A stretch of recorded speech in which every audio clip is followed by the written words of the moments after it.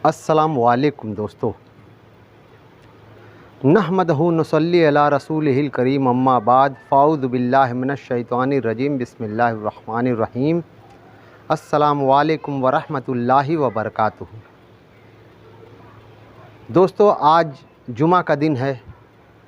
मस्जिद गया मैं, नमाज जहाँ होनी थी, इमाम साहब आए और ख़ुतबा पढ़ा। उस ख़ुतबे में ये खुसूसी उन्होंने दुआ की कि अल्लाह ताला अपनी रहमत यानी बारिश कर अपने बंदों पर।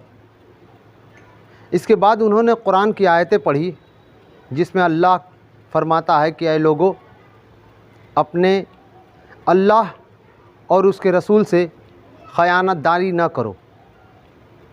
आज हर शख्स ख़यानतदारी में लगा हुआ है।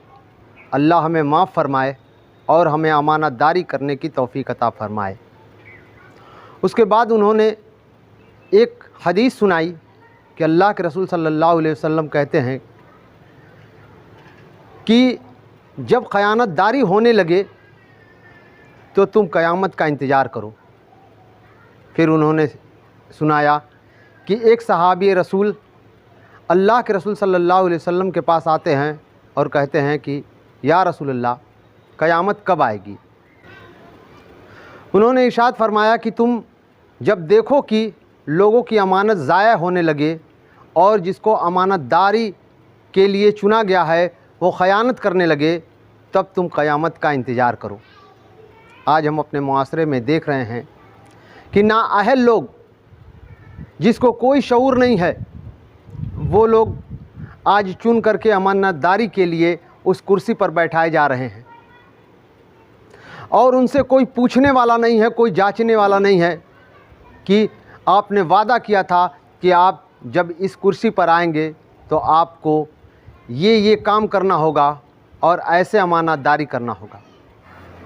अमानतदारी से अल्लाह ताला इतने बड़े बड़े उरूज और कुर्सी देता है, जिस पे मैं वाक़या आपको सुनाना चाहता हूँ कि एक शख्स जिसने एक आदमी को, अपने ग़ुलाम को एक बगीचा का माली बना दिया था, यानी रखवाली बना दिया था कि तुम इसके अमानतदार हो, इसकी हिफाजत करोगे। कुछ दिन बाद वो शख्स आता है और कहता है कि बाग से कुछ खट्टे फल तोड़ कर के लाओ। वो एक जाता है, तोड़ कर के लाता है। मालिक कहा ये तो मीठा है, दूसरा तोड़ के लाओ। फिर दूसरा तोड़ कर लाता है, कहा यह भी मीठा है, क्या तुम्हें नहीं मालूम कि कौन सा फल मीठा और कौन सा फल खट्टा है? उन्होंने कहा कि सर या हुजूर, आपने मुझे यहाँ बाग की हिफाजत के लिए रखा था, न कि फल खाने के लिए। मैं बाग की बागवानी करता हूँ, हिफाजत करता हूँ, फल नहीं खाता हूँ। ये सोचकर, ये जानकर उस मालिक को बहुत हैरत हुई कि ऐसा भी अमानतदार शख्स मिलता है। इस पर उन्होंने उसे बाग का मुलाजिम हटा करके अपने घर काम काज में उसे रख लिया और कुछ दिनों बाद उसकी इस अमानतदारी का इतना असर हुआ कि उन्होंने अपनी बेटी का शादी उनके साथ करा दिया। साथियों, यह होता है अमानतदारी का अल्लाह ताला इनाम देता है। इसी तरह मैं अब्दुल्ला बिन अज़ीज़ का बात आपको बताता हूँ कि वो एक अच्छे घराने में पैदा हुए थे। वह एक मालदार घराने में पैदा हुए थे और ज़िंदगी ऐश परस्ती से उनकी गुज़र रही थी। लेकिन वक्त बदला, अल्लाह ने उनके हाथ में हुकूमत दे दिया।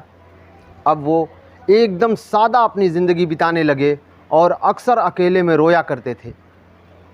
जब उनकी बीवी ने पूछा रोने का सबब क्या है, तो उन्होंने कहा कि अल्लाह ने आज मुझे लोगों का हुक्मरान बना करके यहाँ बैठा दिया है। कल अगर कोई शख्स मेरी हुक्मरानी में अगर उसके ऊपर जुल्म हो जाता है, कर मैं अल्लाह के सामने क्या जवाब दूंगा। दोस्तों, अल्लाह ताला अमानतदारी अगर आप करते हैं तो उस पर इतना नवाजता है, इतना नवाजता है कि कब आपको ये दुनिया आपके कदमों में रख देगा, आपको नहीं मालूम।